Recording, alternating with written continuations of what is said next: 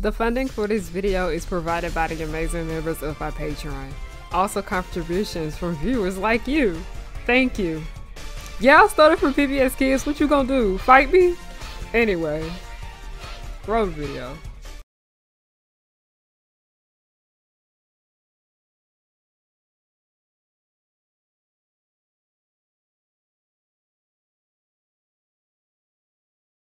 Yeah, the Hunger Games is trendy to talk about again. Yeah, because I have had some hot takes since the 2010s. Let's get begin.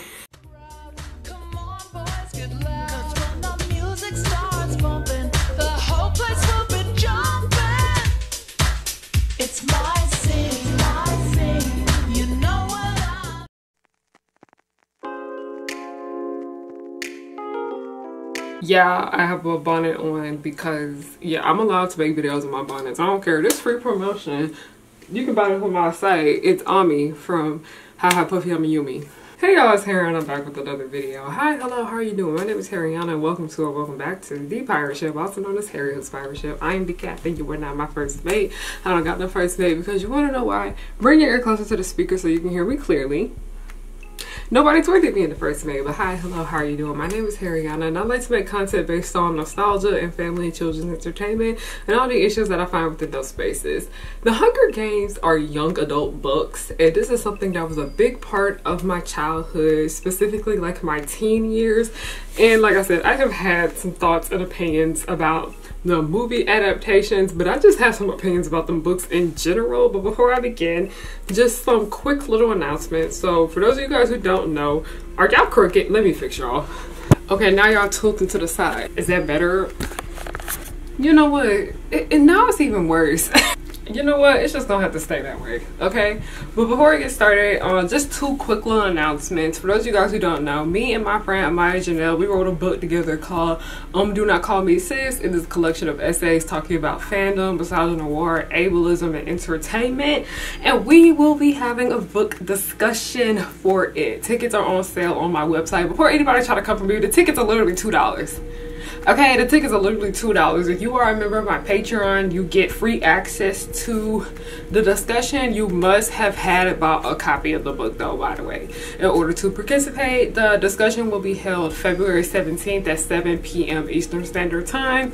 Hope to see you there. And then the second announcement is that I have a zine coming out around like the end of January. It's basically about fandoms that I was a part of, and I'm just telling some humorous stories about my time being within those spaces. I still am working out the title, but I'm really thinking I'm finalizing I was in that fandom back in the day or something like that. But either way, the zine will be on my website at the end of the month. Tickets for me and Amaya's discussion are finally on sale. They're on the website. Seating is limited, by the way, and also you have to be 18 and older. So yeah, this is a grown folks event. Okay, now let's begin. I have read the three that were, when it was a trilogy, I just read the three. I have not read Ballad of Songbirds and Snakes because, baby, I don't want to read from President Snow's perspective, okay? Fuck Coriolanus. No, fuck that bitch. I don't like him over here. I was just not in the mood to be gaslit by him by the whole book. I was not dealing with it. But moving that aside, there is like 5 movies. The last book was split into 2, and that's literally that thing Hollywood was doing to make as much money from these franchises as possible by splitting the last book into 2 films. Now, a lot of people don't know that there are very important details, in my opinion, that the Hunger Games have cut out from the books. And it's no secret that when it comes to book and movie adaptations, there are going to be things in those books that get left out in the live action adaptation. And it doesn't even have to be live action, by the way, because a lot of people don't seem to get that when these things are being adapted, it's kind of like a retelling. Therefore, there are going to be things that are left out. There are going to be things that are seen as less important, and those usually are the things that they choose not to include. Now, that's what frustrates me because it's reminding me about my frustrations with that live action Scott Pilgrim movie. My favorite character from the comics, Lisa, was not in that film. She most definitely wasn't, and I personally think that Lisa was an important factor to the story of Scott Pilgrim because it really helped us see how immature Scott was, and he was just an awful ass person. But also, part of the reason why Lisa's character got cut, and this is just assumption, by the way, this is just my assumption, the Scott Pilgrim film takes place in like the winter. The books took place over like the span of like 1 year, a time span of a year. So thinking back to the Hunger Games, we ended up having a character that I personally think was really important by the name of Madge.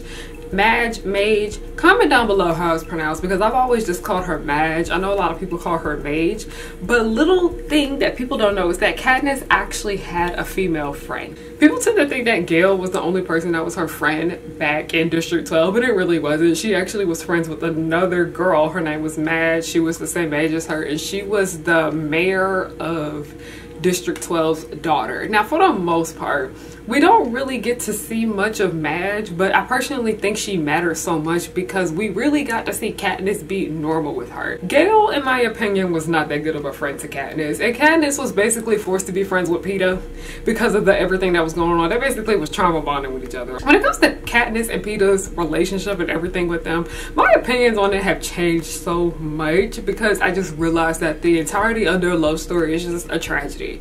But also, so much of the Hunger Games fan base focused their attention so much on Katniss's relationships with Gale and Peeta that it really took away so much from like the main story, but it also took away so much from Katniss herself. And I noticed something with these live action Hunger Games films is that they really wanted to push the Gale versus Peeta narrative a lot more, and it was very much given that Bella and Edward versus Jacob bullshit that was going on at the time period because they knew that would get people invested and them more likely wanting to see it. Madge ended up getting cut, and that really hurt me because one thing about me is that I watched the first movie before I even read the first book, and I loved the film. That's when I went and asked my parents could I get the books. I read them shits, and I really love this one aspect of the film because one thing about me, my favorite part of just like any media would have to be female friendships. It is my favorite thing to write. It is my favorite thing to read, and it's part of the reason why I wish we got to see more of Lexi and Maddie's friendship in Euphoria. We had that one cute little scene where Maddie was doing Lexi's makeup, and then that was that. But I really love watching female friendships, and when we see Katniss and Madge, they were just doing normal stuff with each other, doing whatever, you know, the typical things that you would do with your friends. This is like the most normal that we get from this entire tragedy that is the Hunger Games, because as much as people don't want to admit it, while this story does have so many different elements to it, overall it's very much giving Greek tragedy. It really is. And I know you can sit here and say, but Katniss was friends with Joanna, Katniss was friends with her sister Prim, Katniss was friends with Rue, and there are so many different elements that affected her relations with them versus than how she had with Madge. Her and Madge were just basically friends because they knew each other in the town and they hung out with one another. Her and Joanna, I couldn't even tell that that was really a friendship or whatever, going through it at the same time. Basically the freaking Hunger Games, the tragedy that bonded them together, that is how she ended up becoming somewhat friends with Joanna. And then, you know, Finnick, but Finnick is a man, we're not talking about him right now. And then we have to talk about Prim. Wow, you can be friends with your sister. I don't care what nobody say. My sister is literally one of my best friends. You can be friends with your sister, but Katniss was more of a motherly figure to her sister than anything else, because it had got to a point where their mother was barely even taking care of them, and Katniss had to hold it down for the family after the dad died. So we need to get that straight. I personally never even really viewed Katniss and Prim's like sisterhood to be like a friendship. I always saw it more of like parentification. I always saw her as like a motherly figure to her little sister, and I find that so sad because Katniss and Prim were probably only like 4 years apart in age. But Prim was basically just like her child at the end of the day. She was more so of like a motherly figure to her, and I'm sad about that because I think having a friendship bond with your siblings is extremely important. A lot of people's siblings are their first friends. So moving forward with Rue, and if you guys don't know who Rue is the little girl of color that a lot of people were mad as fuck about when it was revealed that she actually was a girl of color in the movie. That's how I know a lot of y'all don't pay attention to details, because if y'all actually read the fucking book, Suzanne Collins never said that that girl was clear color. She was not clear people. She was not palm colored. She was very much brown. Part of the reason why Katniss ended up developing this friendship with Rue had to do with the fact she felt that Prim reminded her a lot of Rue. And a lot of that had to do with their age. They were both around the same age. They had similar personalities and whatnot. It had nothing to do with Prim looking anything like Rue. She just reminded her so much of her little sister. Therefore, Katniss's motherly instincts really started to come out when she was with Rue. She felt as if she had to do what she can to protect her because she knew damn well at the end of the day Rue was not going to make it in there. Y'all know the reason why Katniss ended up going into the games in the first place. She knew Prim was not gonna win. She most definitely didn't know. So she was like, you know what? I'll risk my life to save yours. But she realizes that as much as she could do, she realized when it came to Rue, there was not much that she could do. So she wanted to make her last days something worth memorable. And she decided to be there for her. She was really the only person other than, oh my God, what is his name? I forgot his name, but you know, the other dude that was in District 11 that came with Rue, he really was, you know, appreciative of Katniss being there and looking out for Rue because they was all in that all for nothing BS, and Katniss still put her heart towards her. And I am glad that Rue was able to have that friendship in her last days. But also, I just can't help but unsee that the way that Katniss acted with Rue was not much different than she did with Prim, and therefore being extremely motherly. We don't really know much of anything about Rue. We just know that she is just a little black girl that is from District 12 and she's not that good at defending herself or fighting or whatever. Rue was basically set up for failure. Like pretty much everyone else in this franchise was set up for failure. I'm telling you, that's why I refuse to read Ballad of Songbirds and Snakes. Coriolanus, you're not about to be gaslighting me. I'm not. And it was great to see that she was there to take care of Rue. Well, I really did enjoy seeing that friendship there.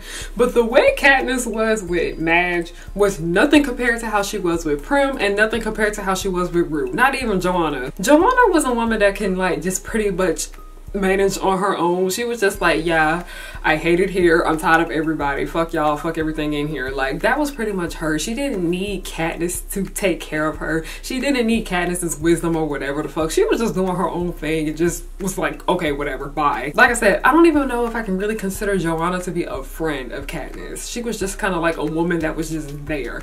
But moving with Madge, Madge acted nothing like Rue. She was nothing like Prim. She was like the most kind of normal that Katniss had ever gotten in her life, especially after the games when Katniss had came home.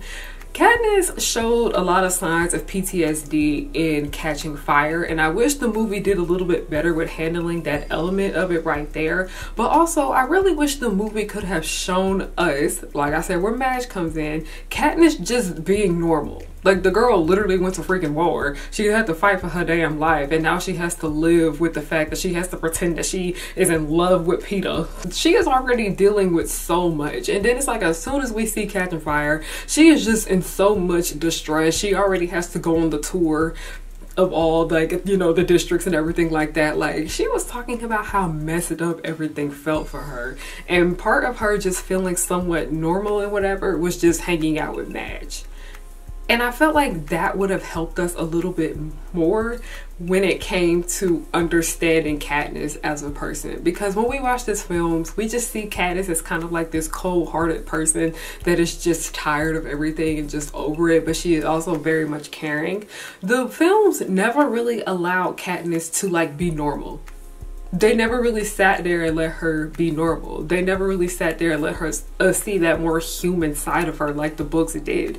And like I said, that's part of the reason why so many creators would rather have their, you know, books turned into miniseries or series or whatever, because they have more time to flesh out these elements within the written text. It's just sad because I noticed that when it came to the Ballad of Songbirds and Snakes movie, when it came to Lucy Gray, when she went back home, we actually got to see her be normal. We actually got to see her hang out with her friends. After all that trauma that she had to deal with from the games, it's as if she was just trying to relax and be normal, and those people were doing what they could to help her and support her. She probably don't want to sit there and talk about all that mess. She probably don't want to sit here and think about depressing stuff. She just want to go out here and swim and sing and do whatever Lucy Gray does. I don't know.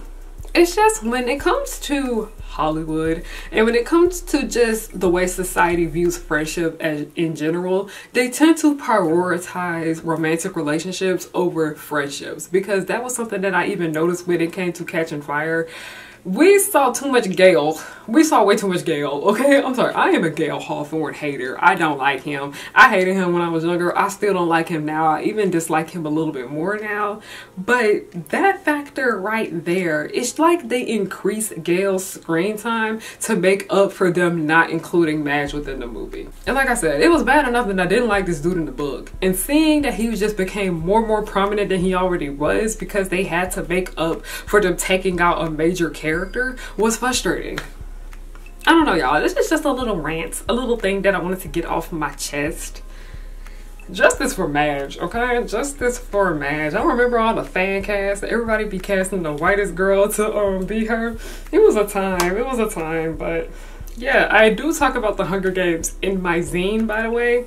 And it's actually the saddest part of the zine, by the way. But the zine is super funny. It's all over the place, and I can't wait for you guys to read it.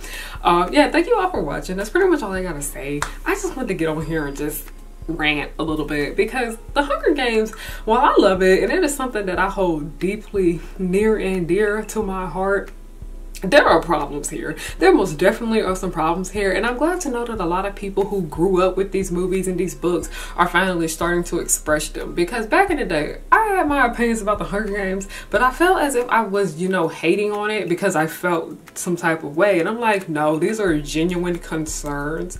Because somebody can even say something about how there are so many things within the Hunger Games that they wish they could have put in the movies because of how crucial they were to the series. Because I remember we ended up finding out about Finnick and Annie. Annie was Finnick's lover, and let me tell y'all, there was somebody on YouTube that did like a fan film about Annie and Finnick. I loved it. I used to watch it all the time, but we didn't necessarily get to spend that much time with Finnick in the movies as we did within the books. There's so many thoughts and opinions that I have about the Hunger Games movies, but them just getting rid of that important female friendship is something that I'm always gonna be salty about.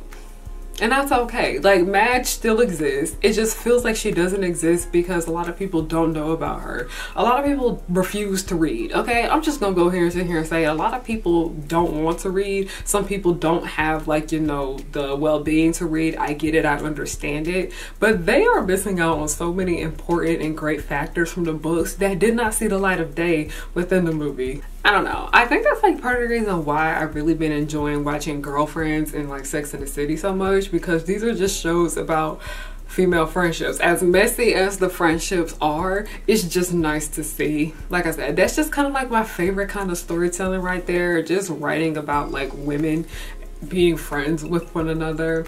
I don't know. That's part of the reason why it just bothers me. This is really just a personal problem that I had, but it's whatever. I still think the movies are good. I still think it's a pretty good franchise for the most part.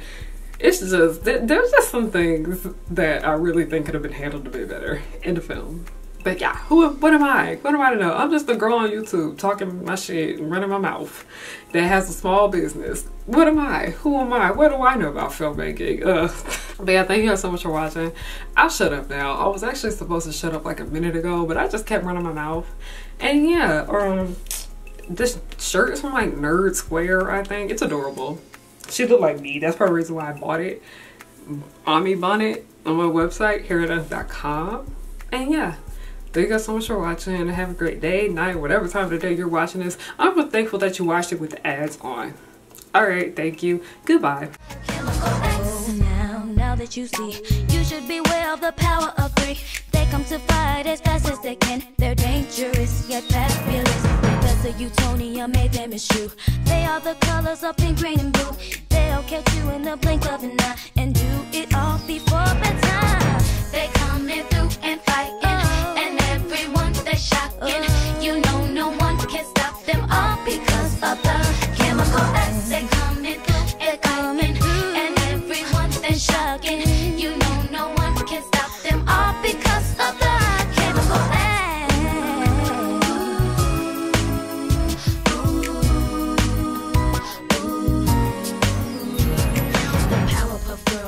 blow your mind.